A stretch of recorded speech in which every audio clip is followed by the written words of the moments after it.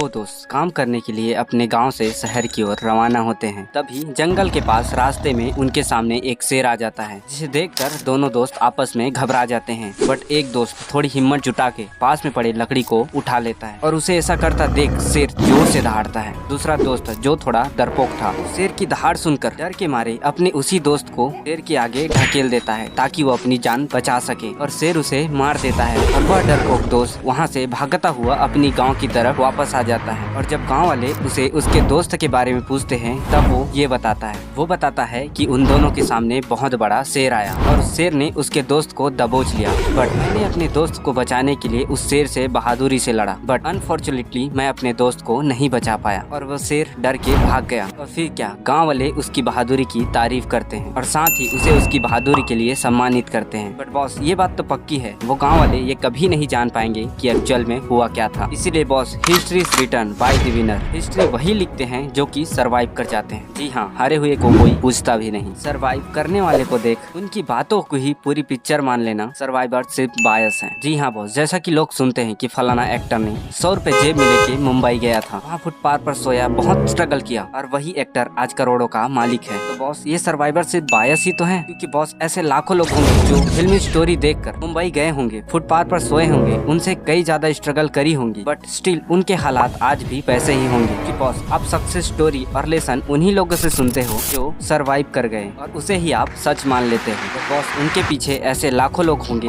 जिन्होंने सेम चीजें फॉलो करी बट फिर भी वो फेल हो गए और आप उनकी बताई गई बातों को इग्नोर कर देते हो। एग्जाम्पल आगे बताऊंगा, पहले ये सुनो। वर्ल्ड वॉर 2 के दौरान यूएस एयरफोर्स ने उनके फाइटर प्लान्स बहुत ही ज्यादा क्वांटिटी में क्रैश हो रहे थे और जो फाइटर प्लान्स वापस आ जाती उन पर भी बहुत गोलियां लगी होती थी। तो फिर क्या, इसके पीछे का रीजन जानने के लिए उन्होंने एक स्पेशल टीम तैयार किया। इनका काम था वापस आए फाइटर प्लान्स को एनालाइज करके उसका सोल्यूशन निकालना। तो उस टीम ने कुछ डेटा कलेक्ट करने के बाद एयरफोर्स को ये सुझाव दिया उन्हें प्लेन्स की आर्मरिंग करनी होगी। कहने का मतलब है यानी कि जिस पार्ट पर सबसे ज्यादा गोलियां लगी हैं वहाँ और लोहा चढ़ाने को कहा। बट उसी टीम के अंदर एक शख्स थे जिनका नाम था अब्राहम वोल्ड, जो कि ऑलरेडी कोलंबिया यूनिवर्सिटी के प्रोफेसर और साथ ही एक बड़े मैथमेटिशियन थे। उन्होंने टीम को कहा कि आप सब लोग गलत कर रहे हो, सब सर्वाइव बायस का शिकार बन चुके हो। देखो बॉस, इस पार्ट पर गोलियों की बौछार होने पर ये प्लेन्स वापस आ गए, मतलब कि ये पार्ट एकदम स्ट्रॉन्ग है। यदि आपको आर्मरिंग करनी है तो उन पॉइंट्स पर करो जहाँ एक भी गोलियां न लगी हो, कि शायद वहाँ गोली लगने से ये प्लेन वापस ही नहीं आती। उनका मानना ये था कि हमें वापस आए प्लेन को एनालाइज करने के बजाय फाइटर प्लेन्स वापस नहीं आए उनको एनालाइज करना चाहिए, और उनकी यही स्ट्रेटेजी काम कर गई, जिसने यूएस एयरफोर्स को कई वॉर जीतने में हेल्प करी।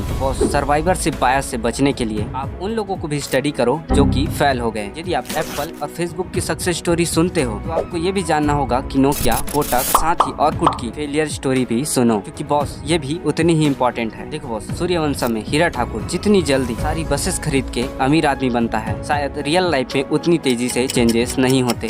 टेक टाइम, सर्वाइवरशिप बायस से बचे और साथ ही सही डिसीजन लेना सीखें। धन्यवाद।